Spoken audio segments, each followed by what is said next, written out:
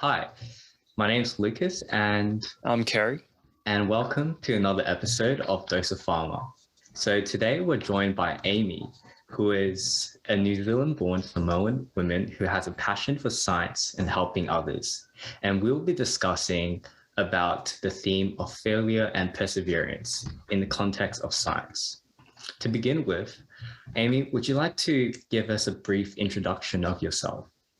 Sure. Thank you so much for having me on Dose of Pharma. I'm really looking forward to unpacking a lot of failure, being vulnerable. So it'd be a really good talk. So I am Amy Maslen-Miller, also known as the Samoan Scientist. I live in Auckland, New Zealand, but my parents are from Samoa. I call them my children, but they're two dogs. One is called Panati and the other one is called Blazy. They're very short, fluffy dogs, and also have a couple of horses as well. So at the moment I'm living in a rural area, so I love being outside and spending time with my animals. Definitely, that sounds very nice. I especially would love to, live in a rural area where it's just nice and peace and quiet. But yeah, glad to have you on the show.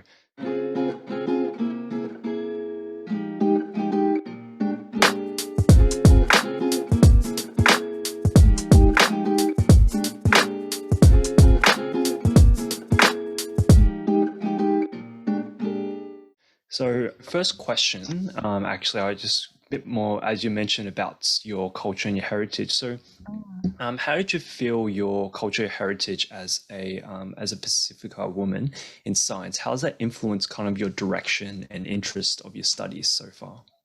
Yeah, I really like that question because I haven't really thought about it, but until now. But I would say during the end of my postgraduate studies, so after my bachelor's, which was 3 years, and then I went to my postgraduate studies, I realized that my being New Zealand-born Samoan woman was something that I acknowledge, because before I didn't really acknowledge it, but also something that I'm proud of, and also something that led my master's research. So during my postgraduate year, we have to decide a project that we want to do for our master's. And I thought, okay, I've been told that in order to do a master's, you should really choose a topic that you're passionate about. And I was like, okay, I like plants, and I think it would be really interesting to learn more about my culture. So I asked supervisors, is there any projects that have something to do with the Pacific and something to do with plants? And luckily, one supervisor was researching taro. And taro is a root crop, a staple part of the diet in Samoa and also other Pacific islands. And truthfully, I didn't even know a lot about taro before I started my master's, but I was really thankful because I learned a lot more about my Samoan culture through my master's work. And so once I completed my master's, I felt even more empowered that being New Zealand-born Samoan, that I know more about my culture. I'm not they sometimes call us plastic Samoans because we don't know a lot about the culture, but I felt that through my science and my master's research that it helped really feel confident in my culture. Definitely, with research, it's got to be something that you're passionate about because otherwise, you can really feel that burnout quite quickly. And especially if it's not something that's interesting, it's like what captivates your interest and holds that for, that amount of time that, you really need to push through as well. Yeah.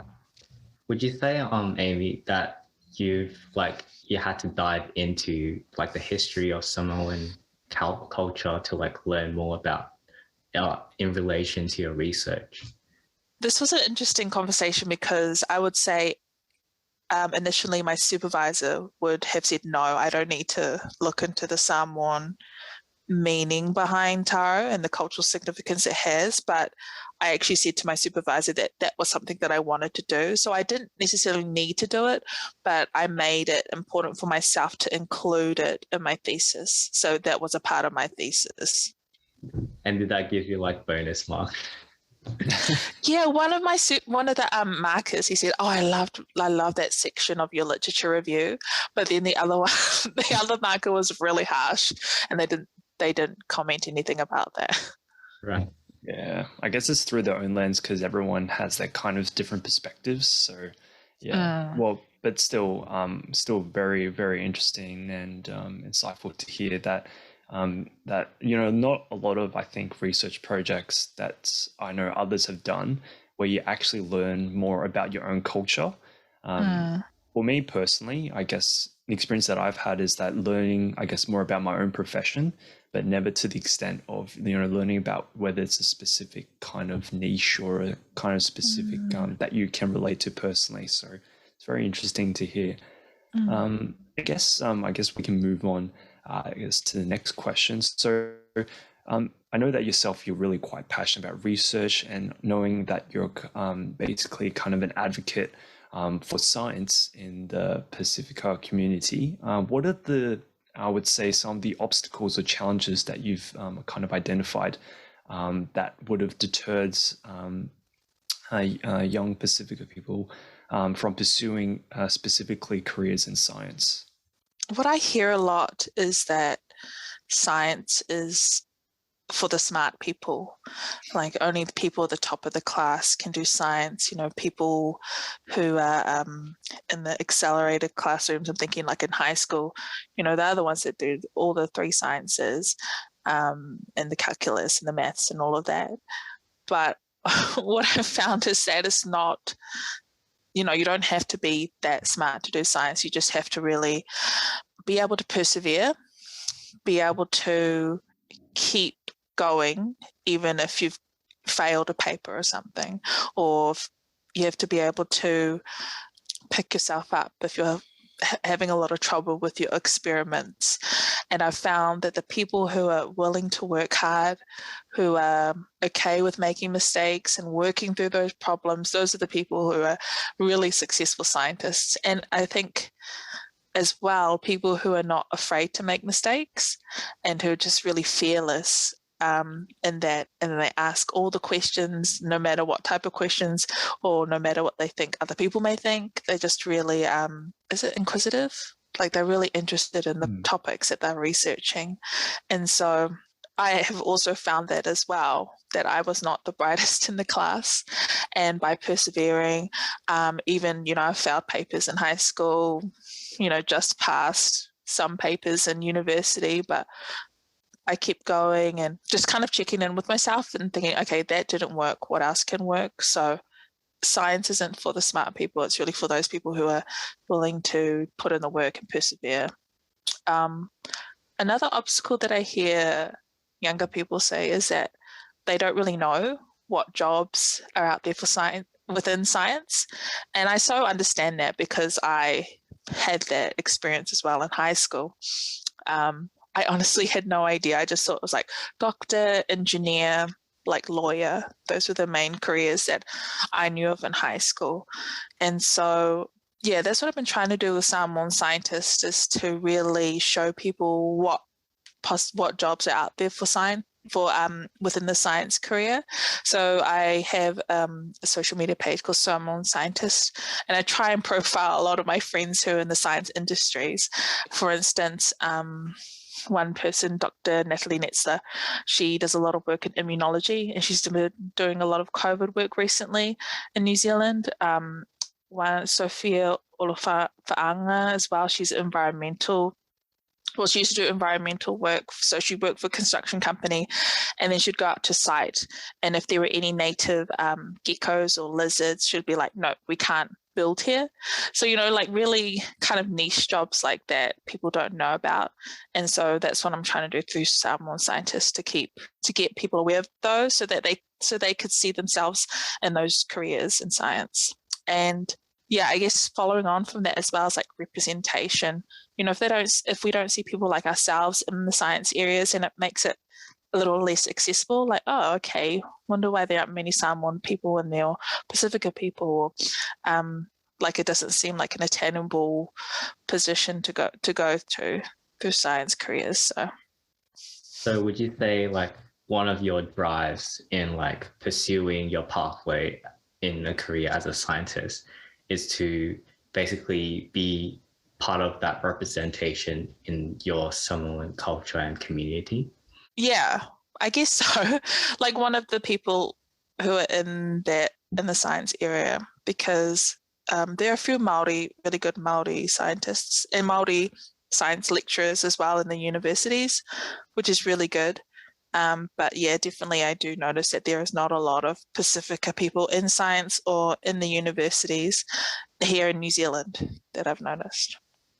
So I know that you kind of mentioned before that that it's not always going to be the smart people. So, well, would you say that science is basically for anyone having that perseverance, very curious and inquisitive mindset, or still a little bit of, element of failure that can often prevalent in science, because there's a lot of trial and error, I'm assuming, especially with, this research and stuff like that.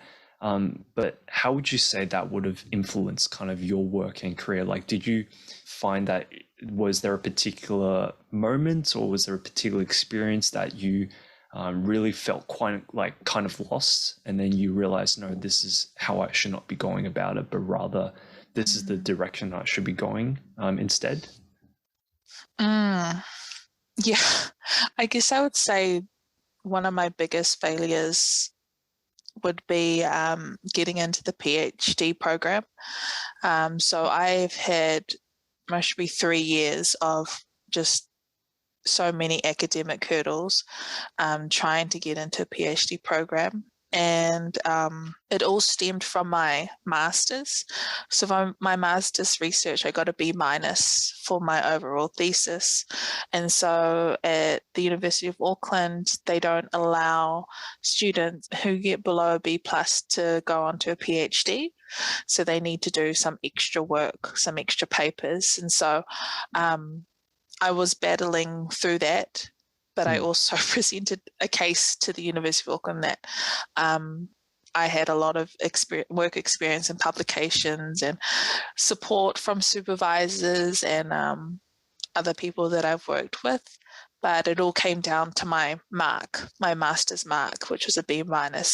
And so for me, that felt like a failure because I was not able to go on the easy path or straight path to PhD because of my mark. And I felt like, oh, okay, so I'm judged by my science through a mark, and I'm judged on my smartness through a mark as well. And so I felt really discouraged by that. I felt, like you said, I felt really lost during that time because I thought, well, do I really want to do science? Is science really for me? Am I smart enough? I always think about this all the time, but am I smart enough to continue on to do a PhD? And what got me through that was, I guess, talking to a lot of people. I have a group of Māori and Pacific academics who are already in the university system, so they know how that works. So I had conversations with them. I had conversations with my supervisors at the time who were helping me get into the PhD program. I had conversations with my mum as well, and I felt that just talking about it or even writing it down helped me figure out what my next step was. After 3 years, I don't know, I guess I really persevered, but after 3 years, I finally got into the PhD program, which I felt like was unnecessary, but I mean, I got into the PhD program. And in a way, it was a good thing because I had that time to think about my project. I had that time to decide what I really want to do, that I'm passionate, what I really am passionate about, and made me really fight for my PhD. So I'm more invested in it, and it made me I felt like that I hit the ground running once I started my PhD. And so even though those 3 years and that B Masters was a big failure, there was a positive on the other side, the fact that I am even more determined to complete my PhD, and I have more of a drive, I guess. Yeah, is that what I call it? A drive to Oh, it's not a drive. It's like I'm really passionate about my topic, so I know that I'm going to enjoy it and get it done and do it for the Samoan community. Yeah, definitely. I would say that, especially, I guess I can kind of relate that to myself, where it's if especially like when you're very, I guess, in a university system where grades are, I guess, more so valued than having a good idea or having a good mindset. Like I think it really, how would you put it? Like it definitely, I think a lot of good students out there as well are unfortunately who I wouldn't say failed by the university system, but they are essentially overlooked. Simply because of the fact that grades are not up to par. I can put myself in that basket as well because it's been definitely I understand that from your journey it can definitely be a tough journey as well, especially with a lot of obstacles. And wow, 3 years to get into a PhD, that's a very, very, very long time. But I guess in that sense, like, did you obviously you would have felt a huge relief off your shoulders, but did you find that in any way once you got in, did you still find that there were more obstacles and challenges, even though at the point you realized, like, I really enjoy this theme, I really enjoy this topic, but was there, did you still find that there was still some resistance from the other side, even after you achieved that goal finally? Not yet, but I'm counting on it. So far, it's been a really good journey because I've already built that relationship over 3 years with my supervisors, so I know how they work. And at the moment, I'm just reading a lot of papers and forming my literature review, so it's been pretty smooth at the moment. But I will say that it's quite lonely. I mean, we're just now for our second semester we're allowed to go back to university, but for this whole semester we haven't been allowed. So I've just writing by myself in my room, it's lonely, but no major challenges yet. But I feel like I'm even more determined to prove everyone wrong that I feel like that if I can handle that 3 years, then I can pretty much handle anything. So, well, after getting into PhD recently, like, do you find that your motivation has been affected at all? Like, especially since you're more isolated at the beginning, where you're more to yourself and you're kind of like all on your own and like deciding what to do ahead of your next few years. Like, do you ever like have that shift in perspective in like how you should approach your PhD, or like do you always like stick to the same routine every day? I've actually been slightly changing my routine to see what works best. So with PhDs, they're pretty flexible. So each student can pretty much set a timetable for themselves. We don't have any classes or anything. For myself, I have monthly meetings with my supervisors. So it's really up to me to what I do within those months. At the moment, I've just been creating my own Zoom study sessions. And so I just email the link to people I know or put them on the Samoan Scientist page. And I found that really helps because I will dedicate a block of time to studying.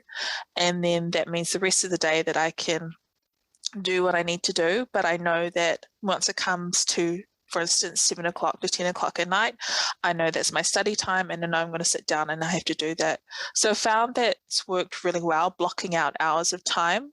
And I love the Pomodoro technique, the 25 minutes, studying and 5-minute break. Love, love, love, love that. That works well for me. And I found like some little tips and tricks. Like I love tables for my literature reviews. I love keeping track of the papers that I've read and keeping notes within my spreadsheets. So that's been helpful, but it's definitely a work in progress. And I feel like that's what the PhD process is like. Just tweaking things to make it work for you. And I'm sure the same will apply for my experiments as well. Yeah, thank you for sharing that, Amy. Mm. Because I feel like PhD may be slightly different to what it will look like for a full-time worker, where like our work hours are very fixed and like standard 9 to 5, and you're like expected to do that work within that set time frame.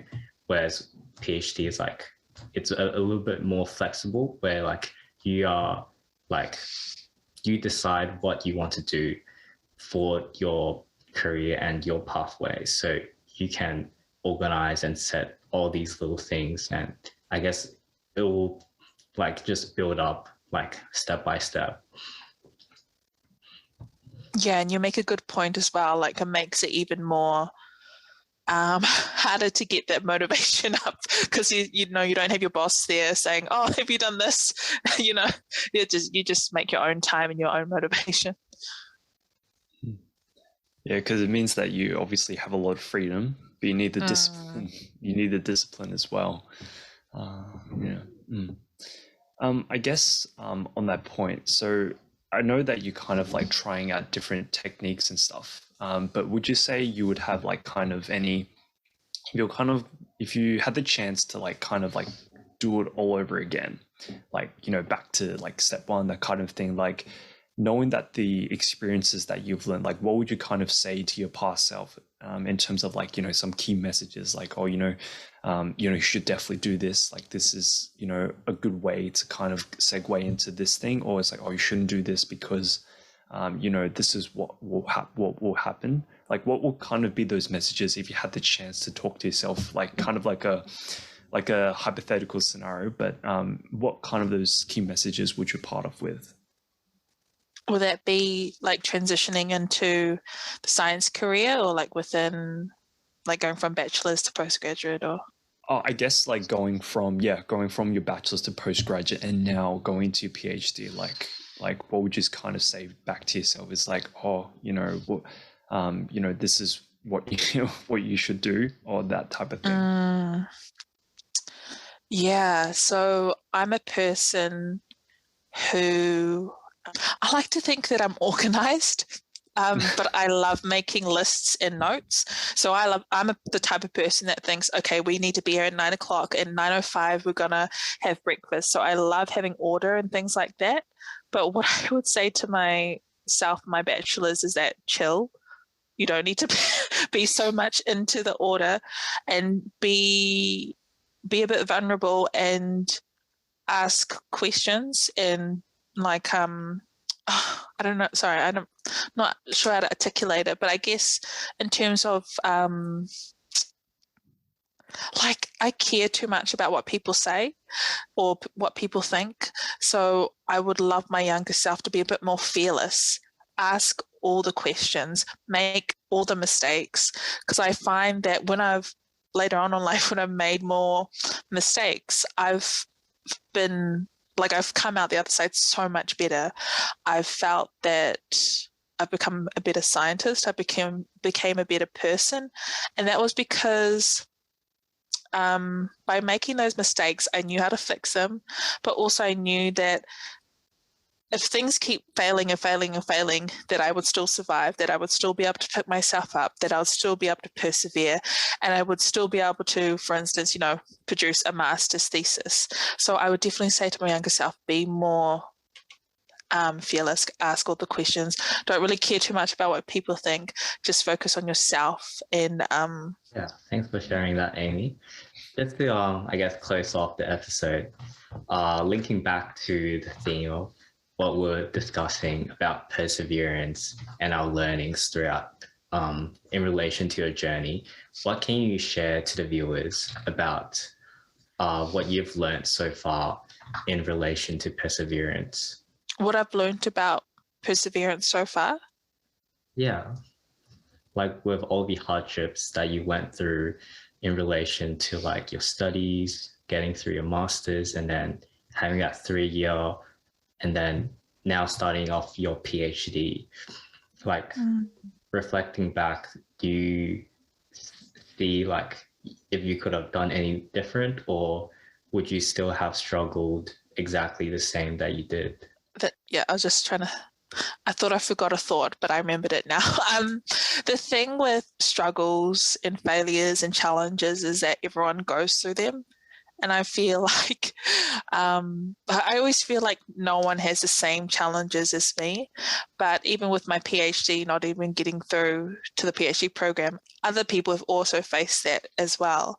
And so to my surprise, I was really surprised about that.